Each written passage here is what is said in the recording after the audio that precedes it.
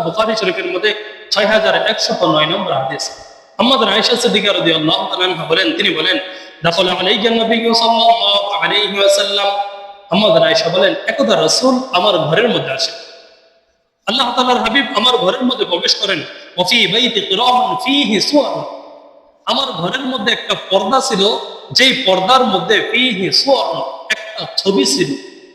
আমার ঘরের পর্দা ঝোলানো, যেই পর্দার মধ্যে ছবি অঙ্কন, ছবি আছে। আল্লাহ তাআলার হাবিব আমার ঘরের মধ্যে প্রবেশ করার পর যখন তিনি ছবি দেখতে পাইলেন, সাথে সাথে আল্লাহ তাআলার হাবিবের চেহারাটা মলিন হয়ে গেল। ঘরের মধ্যে ছবি দেখে, পর্দার মধ্যে ছবি দেখে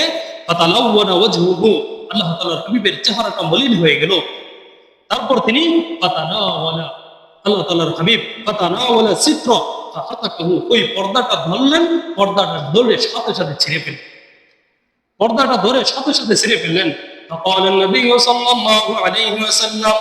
তারপর রাসূল বলেন আম্মাজানকে লক্ষ্য করে, হে আম্মাজান, হে আমার প্রাণপ্রিয় বিবি, তোমার ঘরে পর্দার মধ্যে ছবি ঝুলতেছে, তুমি কি জানো ইন্না মিন আশাদ্দিন নাসি ইয়াউমাল কিয়ামা, নিশ্চয়ই কিয়ামতের দিন মানুষের সবচেয়ে কঠিন শাস্তি হওয়ার একটা কারণ হলো, সেই শাস্তিটা কারণ কি, আল্লাযীনা ইউসাব্বিরুনা হাদিহি সুওয়ার, যারা এই ধরনের ছবি অঙ্কন করে বা এই ধরনের ছবি ঘরের মধ্যে ঝুলায় রাখে, এই ছবি ঝুলার কারণে, ছবি অঙ্কন করার কারণে কিয়ামতের দিন যে কঠিন শাস্তি হবে, এই ছবির কারণে এর মধ্যে একটা কারণ যে কঠিন শাস্তি হবে। ঘরের মধ্যে ছবি ঝুলায় রাখার কারণে কিয়ামতের দিন যে সমস্ত অপরাধের কারণে শাস্তি হবে, এর মধ্যে অন্যতম একটা কারণ হলো, ছবি যদি ঘরের মধ্যে ঝুলানো থাকে, ঘরের মধ্যে যদি ছবি টানানো থাকে, সেই ছবির কারণেও কি হবে, কিয়ামতের দিন শাস্তি হবে। আল্লাহ তাআলার হাবিব আরেক হাদিসের মধ্যে বলেন, লা ইয়াদখুলুল মালাইকাতু ফীহি, আল্লাহ তাআলার রহমতের ফেরেশতারা ওই ঘরের মধ্যে প্রবেশ করে না যেই ঘরের মধ্যে কুকুর এবং ছবি থাকে। যেই ঘরের মধ্যে কুকুর এবং ছবি থাকবে, সেই ঘরের মধ্যে রহমতের ফেরেশতারা প্রবেশ করবে না। আমাদের অনেকের ঘরে বাপ দাদার ছবি, ছেলে বিদেশ থাকে, ছেলের ছবি টানানো থাকে কিনা ভাই? টানানো থাকে। ছবি তোলে, সেই ছবিকে আমি আর আপনি ফ্রেম করে খুব সুন্দরভাবে সাজিয়ে গুছিয়ে সেই ছবিকে স্মরণ করার জন্য আমার আপনার ঘরের সামনের মধ্যে আমি ঝুলাই রাখি কিনা ভাই? আমার আপনার ঘরের মধ্যে ঝুলাই রাখি।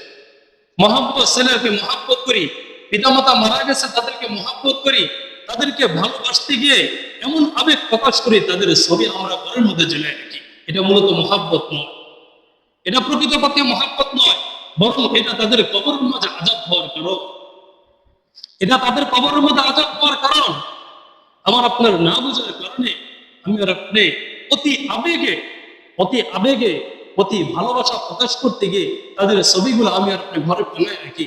অথচ রাসূল করিম সাল্লাল্লাহু আলাইহি ওয়াসাল্লাম আম্মাদের আয়েশার ঘরের মধ্যে ছবি দেখে, তার ঘরের পর্দার মধ্যে ছবি অঙ্কন দেখে তিনি সাথে সাথে পর্দাটা ছিঁড়ে ফেললেন এবং বললেন কি, হে আয়েশা, তুমি জানো কবর হাসরের ময়দানে যেই শাস্তি হবে, এর মধ্যে অন্যতম একটা কারণ হলো ছবি আঁকার কারণে, ঘরের মধ্যে ছবি টানার কারণে এর কারণে শাস্তি হয়ে থাকে।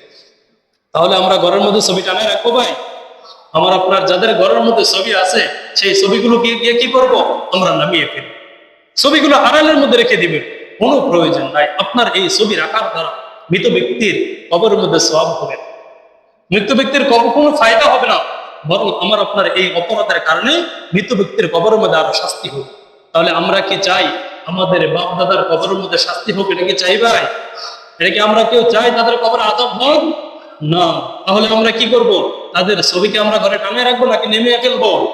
নামিয়ে ফেলবো। আল্লাহ তাআলা আমাদের সবাইকে ঘরের মধ্যে যদি আমার আপনার কারো ঘরে যদি ছবি থাকে, সেই ছবিগুলো আমার আপনার নামিয়ে ফেলার তৌফিক দান করো। সকল বলে আমিন।